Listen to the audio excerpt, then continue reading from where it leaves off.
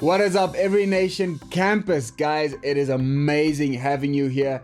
It is an awesome privilege to start this brand new series that we've got. But before we get to that, let me just say thank you for tuning in. Wherever you're tuning in from, if it's from a different country, a different town than Potchefstroom, please let us know. Drop us a comment, tell us where you're watching from. We'd love to interact with you. And so we have multiple platforms that we are on. So we're on YouTube, we're on Facebook, and we're on Instagram. Go and check out all of the content that we've put out. We've put out so much content, and we'd love for you to check it out, and hopefully it blesses you. And then finally, I just want to say thank you for your generosity. Thank you for your generosity in this time. If it wasn't for your giving, we wouldn't be able to do any of this. We want to spread the gospel as far as wide as we can, and online is such a great tool that we can use, and we want to thank you for your generosity. So if you want to give, if you want to sow into this ministry, all of the details are down below. Feel free to do so. I just want to pray for the seed, and then I want to pray for the word as well. So Lord, we thank you for the seed that is being sown, Lord. You say that you love a cheerful giver. And Lord, I pray that we will cheerfully give into the spreading of your gospel, Lord, because if it's not for your gospel, we would have all been lost, Lord. So I pray for that seed that is being sown, that it will fall on fertile ground in the name of Jesus. Lord, thank you for the word. Thank you that we can dive into your word and we can see lives changed in the name of Jesus. Amen. Amen. So guys, welcome to Know and Grow. It's our new sermon series. It's a 4-part series. And today we are in part 1 of that 4-part series. And we're going to dive into a book called Habakkuk. It's an Old Testament book, and with me here today is Percy. Welcome. Welcome. Thank you. It's always fun doing the first sessions with you. Yeah, it's like an introduction session, but it'll also change your heart. Literally. Cut through bone and marrow. Let's go. Because we're diving into the word, and like you said, it's the first session, introduction session. But we don't just want to do an introduction into the sermon series. We really want to dive into this book, because this book is beautiful. Yeah. This is one of my favorite Old Testament books. It's got 3 chapters. That's it. And it's a conversation between a prophet and God. And Percy, why don't you intro us into this book? Yeah, it's the most relatable. So get your notebooks ready. Yeah, do that. Let's go. So as Pastor Lawrence mentioned, it's a dialogue between God and the prophet Habakkuk, right? Yeah. And it's so interesting because a lot of the times we think when we have a conversation with God, it's always one way. Yeah, There's no response. Yes. But we see while we read this book that there is actually a response. It's a back and forth conversation between the two. And it's so amazing to see that. So I'm really keen to jump into the scripture. So just a bit of a broad overview. Yeah. So Habakkuk initiates the conversation by complaining to God about the wickedness and injustice, violence, Sounds like us. corruption, potholes, if it was in our context, to God, and asking the old age question, like, why do wicked prosper? Why do the wicked people prosper? Yeah. And how God answers him in this question is not in the way that he expects, which instigates the follow-up conversation between the both of them. But I really want to encourage us to have an open heart, to really be attentive to listen to the scripture, and even through the conversation, because it's really going to impact all of us. Yeah, all of us. And I mean,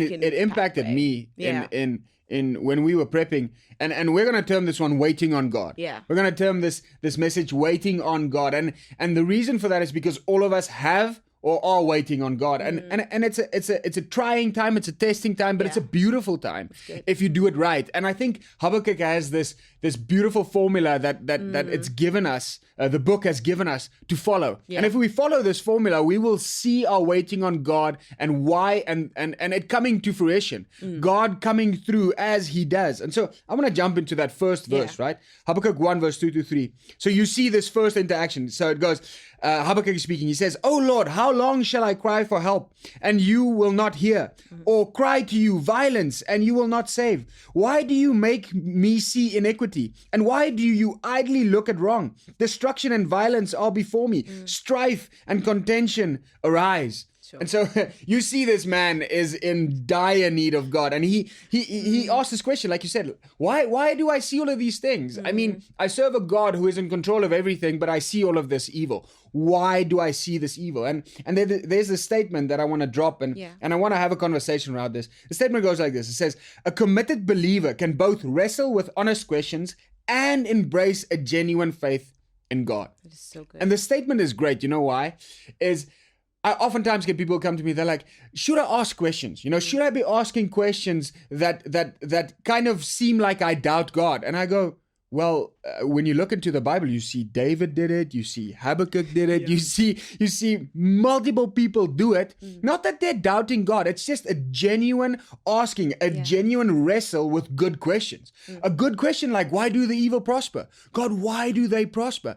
And it's not that these questions divide you from your relationship with God. It actually betters that relationship, and we'll get to that. Draws you even closer. Like it reads on. It says, "So the law is paralyzed, and justice never goes forth. For the wicked surround the righteous, so justice goes forth perverted." And it's so crazy. Like I studied law, right? Yeah. So you get to learn legal principles, and there's a system that goes behind it, and listening to Habakkuk here, it's literally going, the judicial system is broken down. Yeah. The courts have become a mockery to the people. Guilty people are not being punished. Yeah. It's like they're being released for their crimes, and they've lost all respect for the law. Violence has increased. There's strife and contention everywhere. That is part of, like, there's so much things weighing heavy on his heart with this much complaint. Yeah. And he demands God to do something about this injustice and corruption. So it's one thing to pray in humility and asking God for something, and it's another to, God, do you not see what's happening? I demand you do something about this. Yeah. Which brings us to God's response. Yeah. Because it's we come to a place where we list these things as if God is unaware of what's happening, or he's turned a blind eye. But now we're reading in God's response. And it's so incredible for me in how God comes and he answers Habakkuk. Yeah. But if you mind, like, just showing and reading through that response. So before we get to that response, I first want to read a scripture from Ecclesiastes, right? And so you know me, and I love Ecclesiastes. It's probably my favorite book in the Bible. Vanity of vanities, right? It's one of my favorite books, and people will be like, why is it your favorite book? It's so blah. And I'll be like, listen, man, if you read it in its context, it's beautiful. And so Ecclesiastes 3 verse 10 to 14, it reads, it says, I have seen the business that God has given to the children of man to be busy with. He has made everything beautiful in its time. Also, he has put eternity into man's heart, yet so that he cannot find out what God has done from the beginning to the end. Wow. I perceived that there is nothing better for them than to be joyful and to do good as long as they live.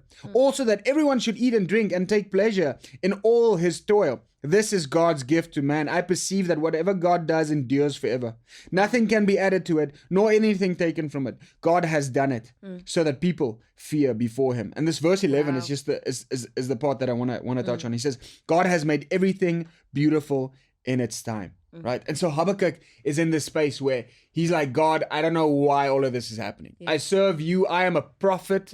I'm so close to you. And I just want to know, like, why aren't you doing anything about this? He has this kind of response. And what you get from Ecclesiastes is that everything is beautiful in its time. And so when you embrace this time, this questioning time, you need to embrace it. You need to embrace this time and see what God does. And we'll see what he does. But Habakkuk 1 verse 5 says, look among the nations and see, wonder and be astounded, for I am doing a work in your days that you would not believe if told. That is God's response to him. He says, look everything that's happening, I'm going to do something. That even if you told other people, they would not believe you. They would not believe you before I did it if you told them it would be done. Wow.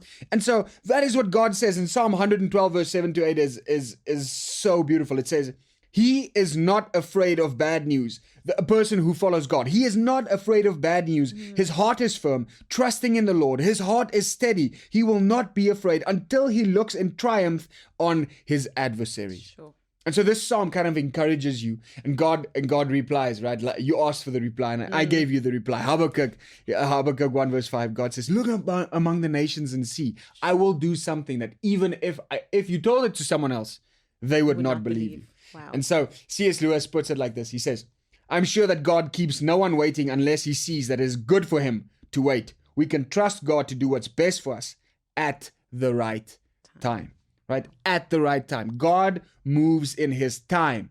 And so Habakkuk questions, and then God responds, right? God's initial response. And that response is great. I know you want to say something about that response. It's boiling.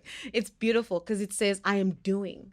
God is already active. Yes. Come in on. regard to what Habakkuk thinks that God isn't active in. Yes. And yes. that is already a humbling statement. That's beautiful. At that moment, I mean, something could have changed in his heart at that moment. Like, okay, so I know I'm coming across as, okay, Lord, boom, boom, do this as I requested. Yeah. And because you're unaware, so I'm asking it of you so that you can do it, just to remind you, God, just to remind you, you know. But God answers him by saying, look amongst you, look around you and see that I'm doing something. God is working. So when God takes upon his judgment or administers judgment, it's not always the way that we think. Yes. The wicked people sometimes think, in this particular context, we think that God doesn't see, God doesn't care, they're actually getting away with everything. And sometimes in this exact same breath, the righteous people think their prayers are being unheard, that it doesn't really pay off to live right. And Habakkuk must have probably felt that way. It's like, probably, I am serving you. I am a prophet. We're in relationship together, God. Yeah. And yet it feels as if like everything that I'm doing is just not worth it. It's not right. And when God says, if I told you, you would not believe, you would not understand, you would not comprehend what it is that I'm doing. And yet still, God wants to invite him into revealing the mystery of exactly what it is that he's doing. Yeah. So he answers it by saying, I am going to use the Babylonians. Yeah, and that's what he meant when he said that. To administer this justice. And we see that this doesn't sit well with Habakkuk. Because this abbreviates the second complaint, which is in like the first, not even in chapter 2 as of yet. He questions God like, why would you use Israel's enemy against us? Yes. Are you not from everlasting, O Lord my God, my Holy One? We shall not die. O Lord, you have ordained them as judgment, and you, O Rock, have established them as reproof. You who are of purer eyes than to see evil and cannot look at wrong. Why do you idly look at traitors and remain silent when the wicked swallows up the man more righteous than he? Yeah. And so his response is a complaint again. So God assures him. Initially, God assures him, listen, everything's going to be okay. Yeah. What does he do in response? He complains again. And I mean, when I look at Habakkuk, I see myself. Yeah. Right? You complain to God. God then responds. He responds like he does. And then you're not happy with the response. So you complain again. Like you know better, right? Like you know better. And I take from this, I'm like, man, this is exactly what I do. I respond again. And so I like how he ends that response though. Habakkuk responds and he ends like this. He says, in Habakkuk 2 verse 1, he says, I will take my stand at my watchpost and station myself on the tower and look out to see what he will say to me and what I will answer concerning my complaint. Right? And so I feel like Habakkuk has changed a little since his initial complaint. Yeah. But not a lot. A little. So he says, I will go and stand on the watchtower because I know that God will respond. But I'm going to see what he responds in my complaint, because his initial response, I wasn't happy with it. No. So this is my rebuttal to his response, and I will wait on his second response. And so his response changes to a man who's ready for God's response, right? So that's what I mean with, he has changed a little. Yeah. Initially, he just complains. He's just throwing it out there, and God responds. So now in the second complaint, he responds, but he has now changed his heart a little. He's ready for another response. He now sees that this conversation is going, right? So and so he positions himself. He's now ready for that response from God, right? And so one of the scriptures that really changed my life is Isaiah 52 verse 7 to 8, and it says, "How beautiful upon the mountains are the feet of him who brings the good news, who publishes peace, who brings good news of happiness and publishes salvation, who says to Zion, your God reigns, the voice of your watchmen, they lift up their voices, together they sing for joy, for eye to eye they see the return of the Lord to Zion."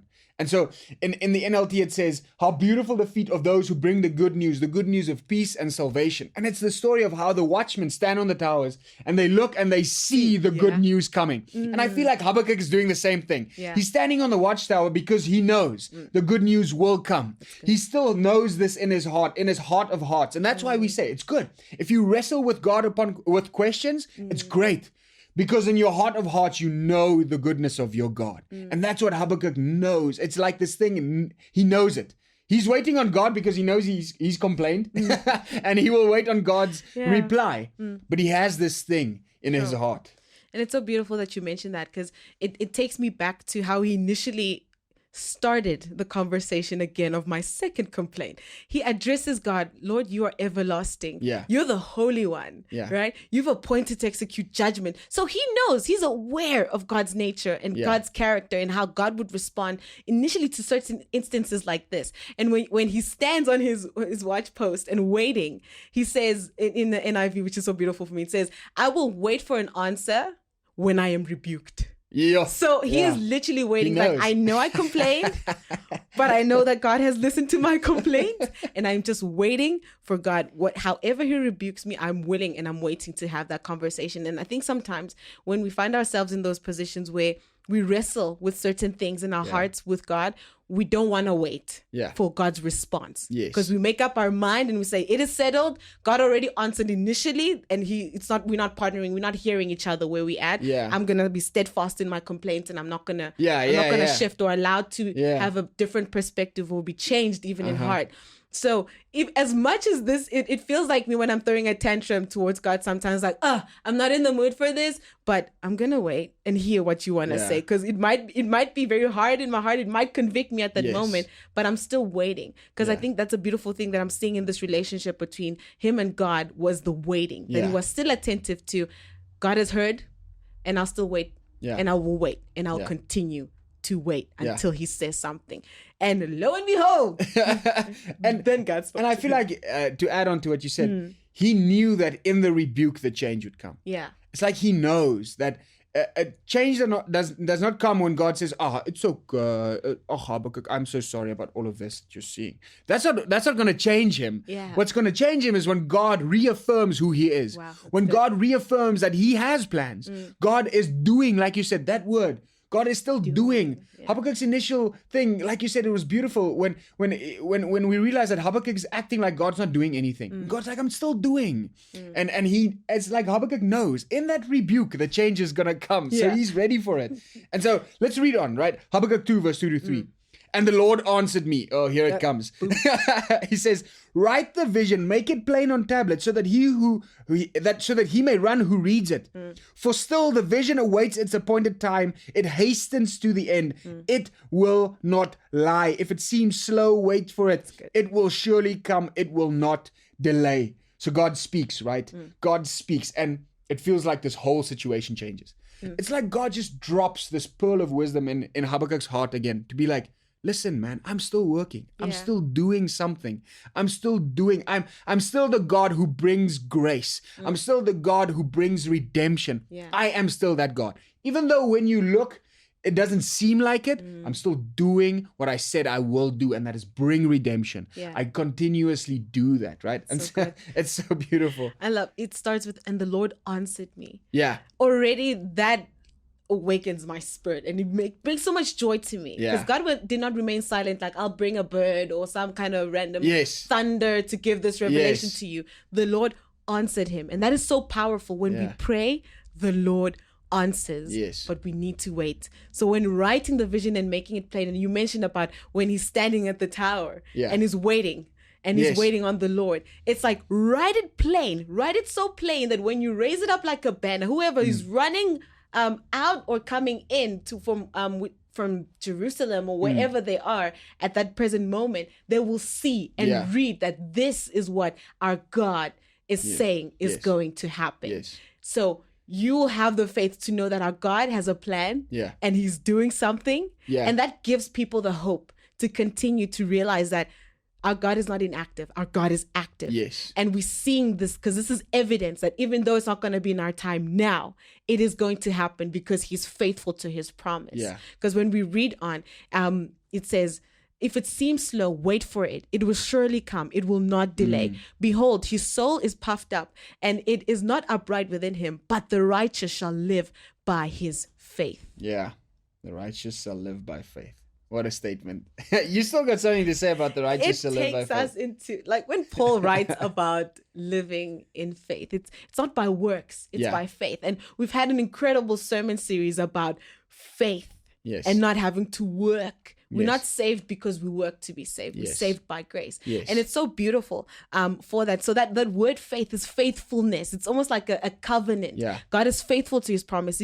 He does not deter from it. He sticks to it. Yeah. And in that relationship, when he says the righteous shall live by this covenant, this Yes. relationship, this faithfulness, this Yes. promise that I am a promise keeping God, that God will hold all the nations accountable for that. So there's three things that I kind of just picked up from this, is that Habakkuk's revelation was not just for himself. Yes. It wasn't okay, write the vision and Yeah. write it and keep it in your notebook.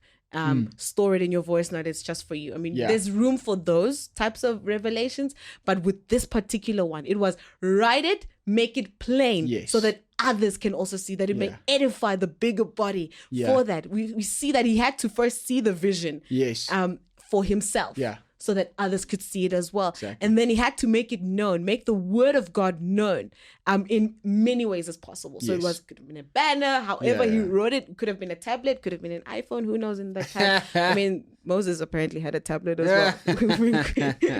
But the third one is that Habakkuk had to make it known as permanently as Yes. possible. Yes, that's He amazing. had to write it down. Yeah, and that's it's good. beautiful because he wrote it down. We are able to read it now. Yeah. Yeah. And we still see the revelation of God's faithfulness, even in the midst of when he had a testing and a trialing type of question, Yes. and how God answered him and he said, this is the word that I'm affirming that is Yes. going to take place and it will come to pass. I mean, Yeah. the word of the Lord accomplishes everything it is set forth Yes. to accomplish. And that is so beautiful for me to see that we are reading this very revelation and it you feel edified by it. Yeah, You know, yeah. you see the promise of God in it. And while we're waiting in that moment, we can ask the Holy Spirit to remind us what are the promises of God that he has made that we need to take hold of in our hearts, treasure and keep and run Yeah. Yeah. with them. And so before we hit the last chapter, Yeah. there's two things that I want to mention. The first thing is that what you said about the righteous shall live by faith.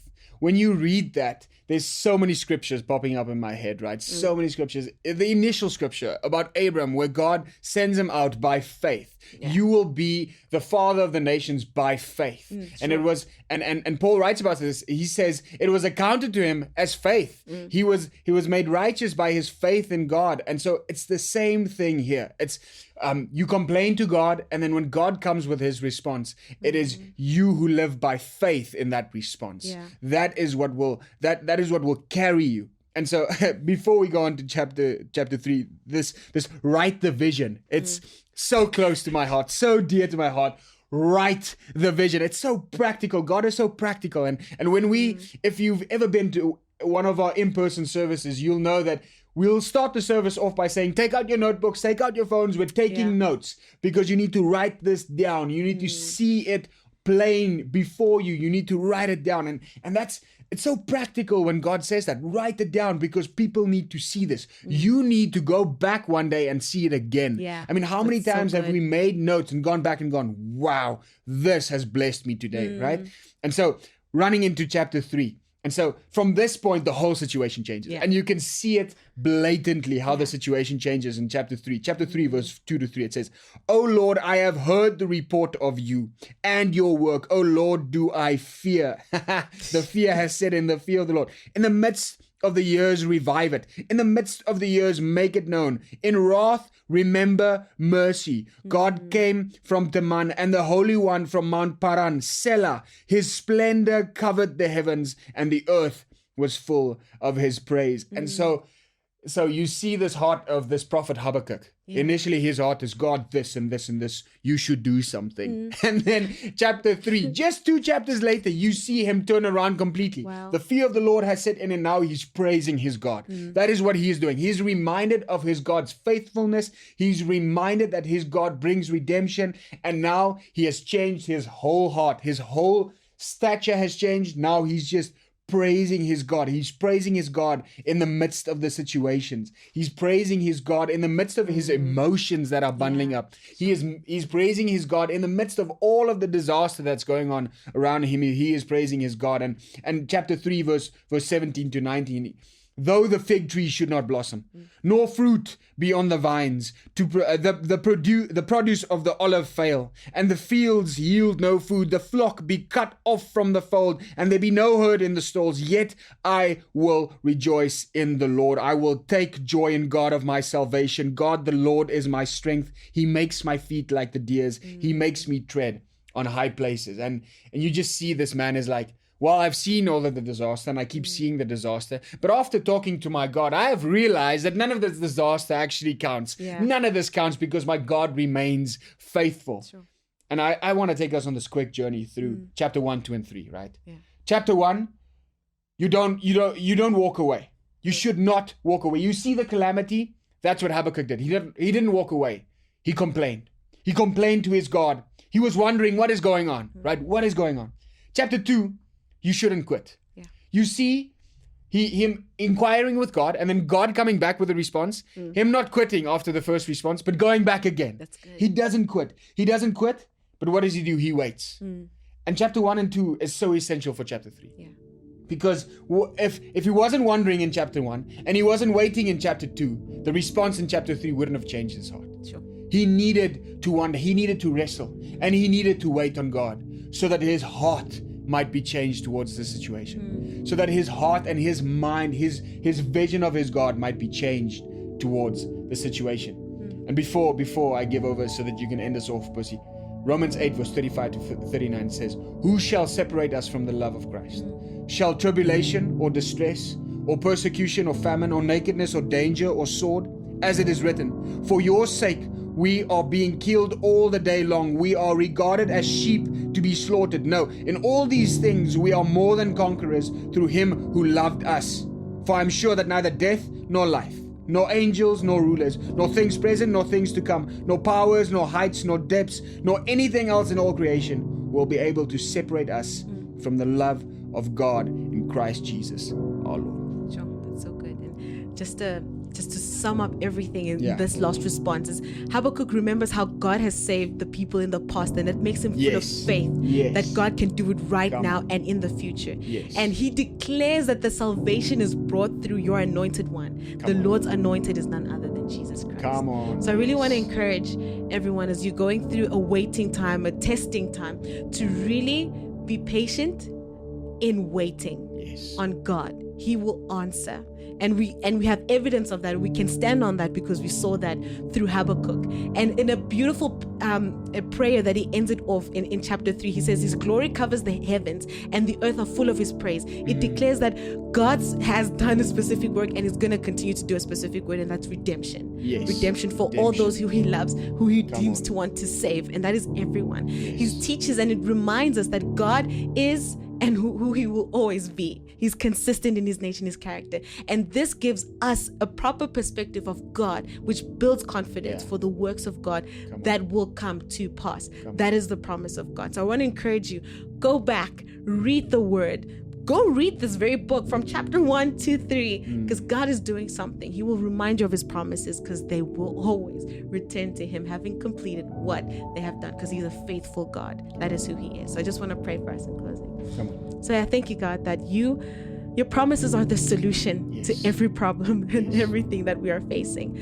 But I also thank you that in the midst of that, we may be reminded to wait upon your word, to be patient, to wait and see that you are doing something. You're an active God, and that we can stand on that. So I thank you that you're full of grace, and that you invite us into such a relationship with you that we can be open and just be waiting to hear what you want to say. So we thank you, God, that you are doing an incredible work in and through us. And I pray that your promises are yes and amen. And may we stand on that promise. And I pray this in the mighty name of Jesus. Amen. Amen. I wanna just quickly take a couple of seconds and also pray, if that's okay with you personally. Yes. I wanna pray for you if you have not accepted Christ, if the redemption of God has not been made manifest in your life. I want to pray for you. And so if that's you, I just want you to put your hand on your heart. Just put your hand on your heart and let me pray for you. Jesus, we thank you that you are our redemption. We thank you that you are the King of Kings and the Lord of Lords. And if you've put your hand on your heart, I want you to pray after me. Pray, Jesus Christ, I take you today as my Lord and Savior. May you change my life forevermore. May I lay my sins down and I take you and I accept what you've done for me. Being my Lord and Savior, I accept you now in Jesus' name. Amen. Amen. Guys, be blessed. Be blessed. And if you prayed with me this prayer, please send us a message. Send us a message. The details will be down below, or send us a comment. Just comment. Just be like, hey man, I prayed with you. What do we do now? Because we'd love to talk to you. We'd love to get on this discipleship track with you. And so, without any further ado, thank you so much, Percy, for joining us. It was amazing. Guys, take a moment, share this message. If you're thinking of someone that needs to hear this message, share it right now. Even if you don't know anybody who needs to hear this message, share it right now. And then we'll see you again next time. Bye-bye.